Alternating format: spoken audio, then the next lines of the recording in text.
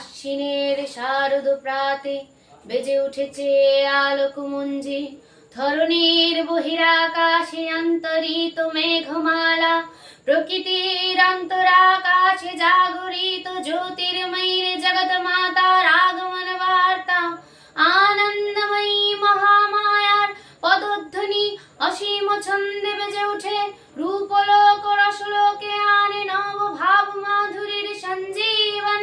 তাই আনন্দিতা শ্যামলী মাতৃকার চিন্ময়ীকে মৃন্ময়ীতে আবাহন।